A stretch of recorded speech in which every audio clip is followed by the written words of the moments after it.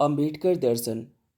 Doctor Bhimrao Ambedkar का जन्म 14 अप्रैल 1891 को मध्य प्रदेश के महू में हुआ। अंबेडकर जी को विलक्षण प्रतिभा का धनी माना जाता है। वह अर्थशास्त्री, राजनीतिज्ञ और समाज सुधारक थे। उन्होंने दलितों के उद्धार के लिए कई आंदोलन चलाए। किसान और महिलाओं के अधिकारों के लिए भी सदैव समर्पित रहे। वह स्वतंत्र भारत के प्रथम विधि एवं न्याय मंत्री बने व भारतीय संविधान के एवं आधुनिक भारत के निर्माता बने। जाति व वर्ण विहीन समाज की परिकल्पना। डॉक्टर भीमराव अंबेडकर एक समतामूलक समाज की स्थापना करना चाहते थे। उनका मूल दर्शन देखें तो उनका उद्देश्य वर्ग व जाति विहीन समाज की स्थापना करना था। उनकी इस परिकल्पना के पीछे दलित पिछड़ों की सामाजिक, राजनीतिक एवं शैक्षणिक परिस्थितियां थीं। हजारों साल से यह परिस्थितियां ज्यों की त्यों बनी हुई थी। बाबा साहब के संपूर्ण जीवन पर यदि नज़र डालें तो यह बात उभर कर आती है कि यदि भारत हजारों जातियों में बटा नहीं होता तो विदेशी आक्रमणकारियों से कभी पराजित भी नहीं होता। वह भारत के गुलाम होने का कारण जाति व्यवस्था को मानते थे, क्योंकि देश की रक्षा की जिम्मेदारी एक विशेष जाति के हाथों में थी और शेष जातियां इससे दूर थीं। जातियों में बटे होने के कारण देश में बंधुत्व का अभाव था और आज भी समाज में यह विद्यमान है। और कोई भी राजनीतिक दल यह स्वीकार नहीं कर सकता कि वह इससे ऊपर उठा है। वर्तमान समय में राजनीतिक व सामाजिक स्थिति। राजनीति में आज भी जाति को केंद्र मानकर उम्मीदवार चुना जाता है। भारत एक विकासशील देश है। हम अमेरिका, जापान, रूस जैसे विकसित देशों की कतार में खड़े होना चाहते हैं, किंतु जब तक हम इस दैत्य रूपी जाति व्यवस्था को समाप्त नहीं कर देते, यह संभव नहीं है। मनुष्य पर उसकी संस्कृति व परिवेश का विशेष प्रभाव पड़ता है और यह प्रभाव शासन, प्रशासन व उसके विचारों पर भी दिखाई देता है।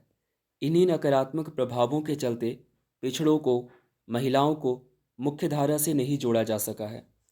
अंबेडकरवादी विचारधारा से युक्त लाखों लोगों के संगठन भारत में अपना कार्य कर रहे हैं, जो जाति का निषेध करते तो हैं, लेकिन किसी भी अवस्था में जातीय संकीर्णता से मुक्त नहीं हो पाए हैं।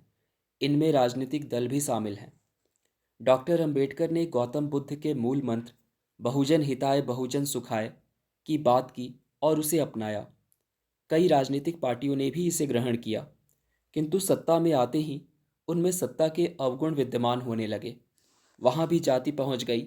दिखावे के लिए कुछ चेहरों को अपने साथ ले लिया गया। सत्ता में रह रहे लोग सबसे शीघ्र देश की स्थितियों में परिवर्तन ला सकते हैं, किंतु राजनीति में भी सत्ता की लालसा के चलते जातिवाद ने अपने पैर मजबूती से जमा लिए हैं।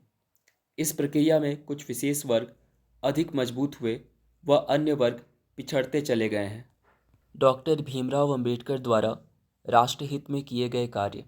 डॉक्टर भीमराव अंबेडकर ने हर वर्ग के प्रतिनिधित्व की बात पर हमेशा जोर दिया, चाहे वह महिला हो, दलित हो, पिछड़े हों या सामान्य वर्ग हों। वह अपनी रचनाओं में सबके विकास की बात करते हैं, किंतु आज़ादी के पश्चात सामाजिक ढांचा सुधारने की बजाय और अधिक जटिल हो गया है। सभी वर्ग वोट बैंक बन गए हैं। डॉक्टर अंबेडकर का मूल संदेश शिक्षित बनो, संगठित रहो व संघर्ष करो है, किंतु इसका पहला अंश ही पूर्ण नहीं हो पाया है। वर्तमान में भी भारत पूर्ण रूप से शिक्षित राष्ट्र नहीं माना जाता है। डॉक्टर भीमराव अंबेडकर के द्वारा किए गए कार्यों का प्रभाव भारतीय समाज पर बहुत कुशलता से हुआ। हालात पूर्ण रूप से तो सुदृढ़ नहीं हुए, किंतु वर्तमान में दलित, पिछड़े वर्ग तथा महिलाओं की स्थिति बेहतर हुई है। 26 नवंबर 1949 को भारत का संविधान बनकर तैयार हुआ, जिसमें डॉक्टर अंबेडकर ने सर्वजन हिताय की बात पर प्रमुख जोर दिया।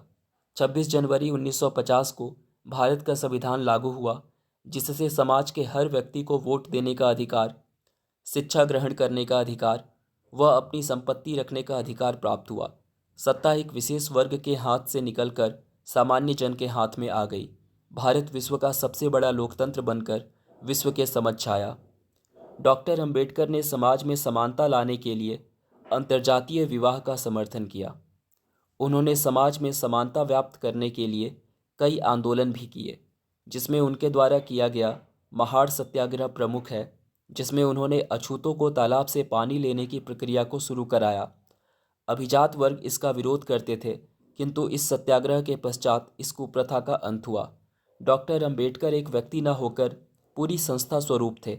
उन्हें सिंबल ऑफ नॉलेज नाम से भी जाना जाता है।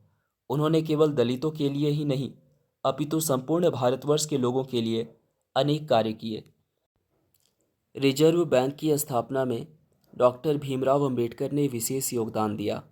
वह अर्थशास्त्री थे। वह संविधान सभा में प्रारूप समिति के अध्यक्ष भी थे। उन्होंने भारत का संविधान लिखकर एक बड़े लोकतांत्रिक राष्ट्र की नींव रखी।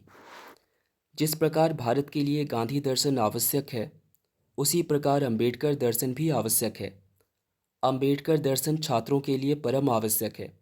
वह छात्रों के लिए आदर्श स्वरूप है। अंबेडकर दर्शन से सभी वर्गों को आगे बढ़ने की प्रेरणा मिलती है। वर्तमान में दिल्ली सरकार ने स्कूलों के पाठ्यक्रम में डॉक्टर अंबेडकर जी की शिक्षा को निहित करने का प्रयास किया है। डॉक्टर अंबेडकर गुलामी की जंजीरों को तोड़ने की बात करते थे। भारत में सामाजिक स्थिति में सुधार के पश्चात भी वर्तमान में जाति व्यवस्था विद्यमान है। जाति विहीन समाज की स्थापना तब तक रफ्तार नहीं पकड़ेगी जब तक तथाकथित अभिजात वर्ग के लोग इसमें भागीदारी नहीं करेंगे। डॉक्टर अंबेडकर के स्वप्न को साकार करने के लिए सभी वर्गों को साथ मिलकर कार्य करना चाहिए।